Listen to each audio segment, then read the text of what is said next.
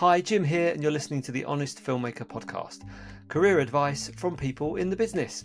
So, with 2025 upon us, I thought it'd be a good chance to look back at the past 12 months. The podcast, this has been the first full year of the podcast, and I've had some really interesting chats with lots of industry professionals, lots of people working on big TV shows and films, lots of indie filmmakers, people who know about sales, and lots of other interesting jobs in creative industries. So I thought it'd be a good chance to look back at that 12 months. And I also thought I'd give you my recommendations from last year, some of the things I watched and really enjoyed. And I've also asked some of the contributors to the podcast, some of those faces you might have seen or heard from this year, friends of the podcast, and other people I know to give me some recommendations for TV shows and films you may have missed. So, first of all, let's talk about some of the lessons learned from the past 12 months from all of the people I've spoken to. Now, if you listen to this podcast because you are interested in career advice specifically, maybe you're a student or you're leaving university and you're wanting to work in a creative industry, I think the biggest takeaway I've had from all of the people I've spoken to at all levels is that no career path is the same. So it might seem from the outside that somebody's making these huge jumps and being discovered, or ending up working on a huge TV production from just doing a short film, but it rarely works like that.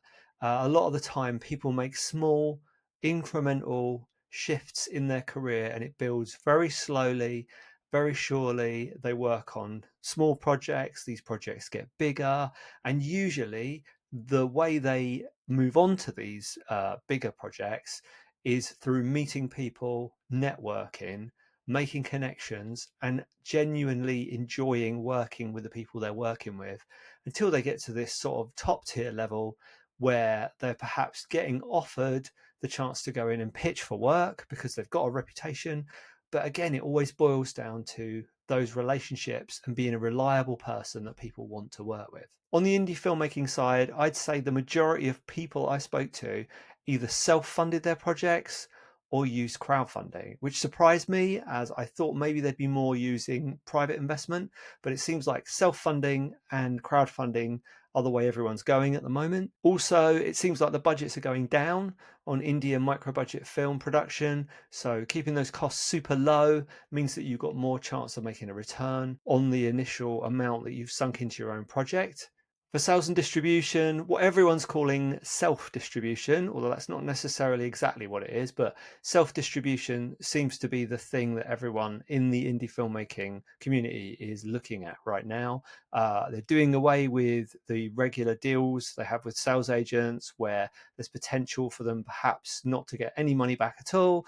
Now self-distribution, whether that be through an aggregator or a platform like Film Hub, seems to be the way forward for everyone. There's loads of information out there on Film Hub. I'll probably end up doing another chat with Jason Horton, the man, to chat about Film Hub, because it seems like different platforms, they're all moving up and down with regards to who pays out the most. So Film Hub definitely is a viable option for indie filmmakers. Then you've got companies like Indie Rights who you can work with. That's who my film The Apocalypse Box is with.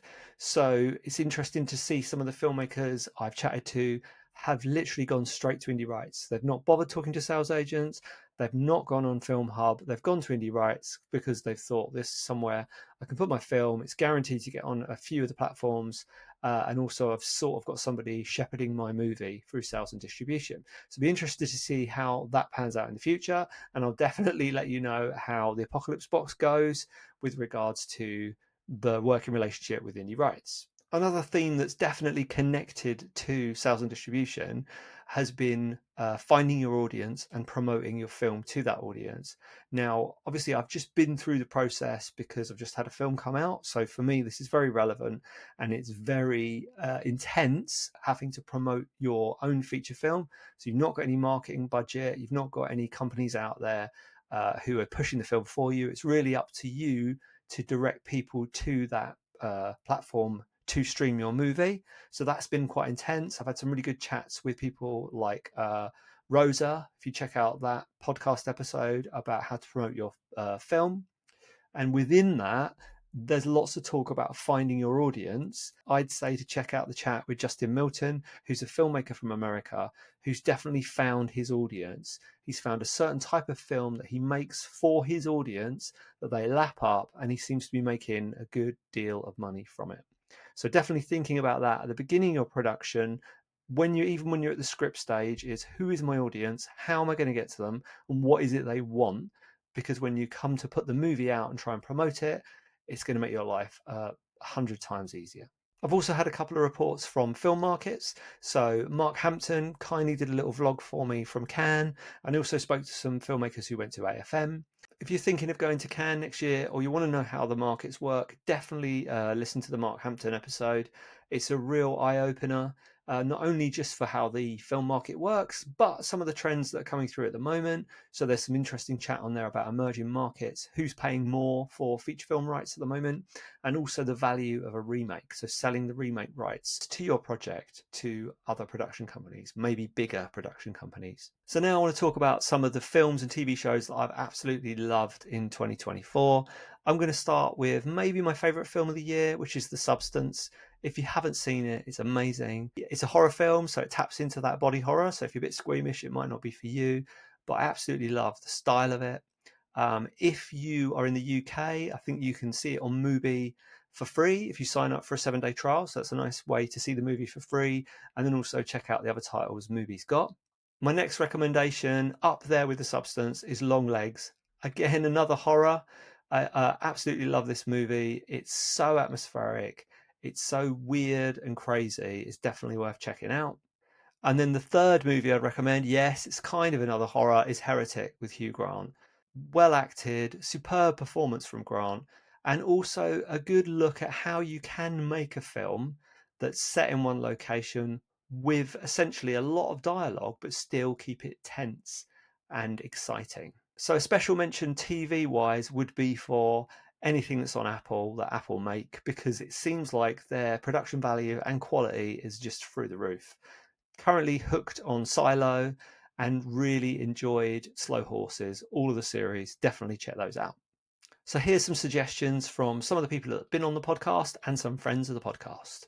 Hi, I'm Lucy. I am a script editor for film and television. I'm also an author and I help writers get words on the page. So what are my favourites for 2024? Well, it was a fantastic year for movies and TV. I think for television, it's a tie.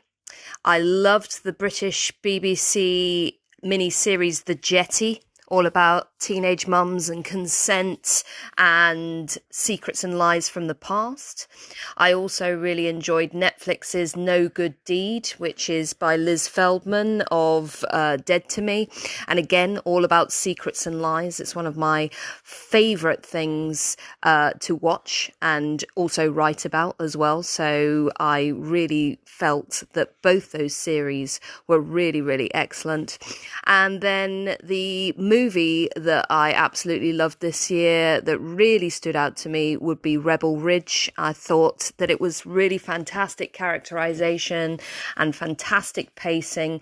They're calling it the thinking man's Rambo, though, which shows that the people doing the PR don't actually understand Rambo because it was very much a thematic and, very much a thinking person's movie, that first Rambo. Maybe the rest weren't, but Rebel Ridge was really, really fantastic. Really great update on that old school story, whilst also making it really relevant and relatable for today. Hello, Jim and the Honest Filmmaker. My name's Corrinne Wicks and I'm an actress. My pick for 2024 is The Penguin, which was riveting from start to finish. And what I like best about it were the performances. Colin Farrell is absolutely unrecognisable and Kristin Milioti is fabulous. So yes, that's my pick. Hello, it's Corrinne Wicks again. Just watched Gavin and Stacey, the Christmas episode finale, and that is my new pick for 2024. Oh, it's so beautiful. I love it. Hi, my name's John Moore and I'm a prosthetic makeup artist. My favourite film of 2024 was Fall Guy. I thought it was a great throwback to simpler, more entertaining blockbusters. And I remember leaving the cinema thinking if I didn't already work in film, that one would definitely have steered me in that direction. And a quick mention to Arcane for being my favorite TV show. I thought it was such a richly detailed world and storyline, and I thought it was just beautifully done all throughout. Hello, Jim and the Honest Filmmaker. Merry Christmas and a Happy New Year. This is Tom Butcher. I'm an actor. My outstanding TV film experience of the year must be, it's a recent one. I was very late to the game, but I binge watched Dexter and I got completely involved and lost track of time and everything. It kept me on the edge of my seat for a long time, which was very good because it meant there was room for the cat to come and sit behind me and watch it as well, which was lovely. Hello, Jim, and everybody who's tuning into the Honest Filmmaker podcast. I'm Beverly Sandford. I'm an author who writes horror and drama for children, and I also write for Doctor Who. My favourite film of 2024 is the new animated film from the Australian writer and director Adam Elliott, who previously made Mary and Max, which is my favourite animated film of all time. Adam's new film, Memoir of a Snail, is an absolute triumph of stop motion, but it's also an absolutely wonderful, wonderful film for so many other reasons. When I saw it at the London Film Festival this year, it absolutely brought the house down and everybody around me was just crying and laughing all the way through the film. It's about a girl called Grace who has a really big heart but a really sad past, and it's about the journey that she goes on. And I think it's just one of those wonderful films that you come out of and you really need to take some time to process what you've just seen and why it's so important. And I think it really will make so many people out there feel seen in a way that they really need to be seen. I don't want to say too much about it because it will spoil the plot, but it is you really ought to check it out if you can. It's inspiring and poignant and funny and hopeful, and I think it's absolutely up there with Mary and Max as my favourite animated film of all time, and it absolutely deserves all the wonderful awards that it's won. I also wanted to give a shout out to The Apocalypse Box, which is my favourite indie film of the year, because that's also a triumph for filmmaking, I think. Other than that, I hope you've all seen some great films, and I just wanted to say Happy New Year to you and all the podcast listeners, and I really hope next year is a really great year for film. Hi, this is Ross Boyask, creative director of Evolutionary Films and writer and director of the I Am Vengeance film franchise.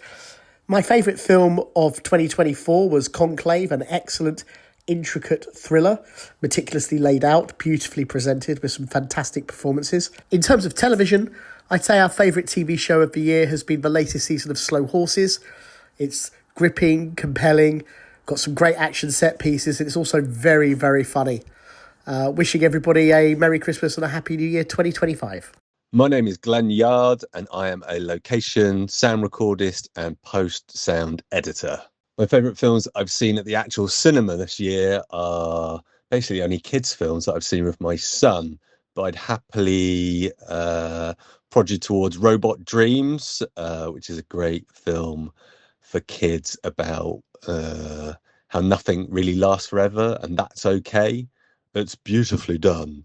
The Wild Robot, loads of great stuff in there. It tries to pack in a bit too much and it's got far too many endings, but there's loads of, again, poignant moments and spine-tingling at times. And also Transformers 1, which was a genuine surprise for me. Sort of did a lazy Saturday morning, let's just go see anything. And it was empty in there, but film was snappy, exciting, and plot-driven. Hi, this is Pat Higgins, and I'm a writer-director. My most recent movie was Power Tool Cheerleaders versus the boy band of the Screeching Dead. My favourite movie of 2024 was The Substance, because it's an incredible journey through a load of really remarkable visuals and some really, really smart ideas anchored with incredible performances. Thoroughly recommend it. If you've got a relatively strong stomach for body horror, it absolutely rocks. Have a fantastic 2025, everybody. Lots of great suggestions there. Thanks so much for listening in 2024 and for subscribing, whether you're listening on a podcast platform or whether you're watching the YouTube videos. I'm looking forward to lots of really interesting conversations in 2025, and I hope you'll be there with me.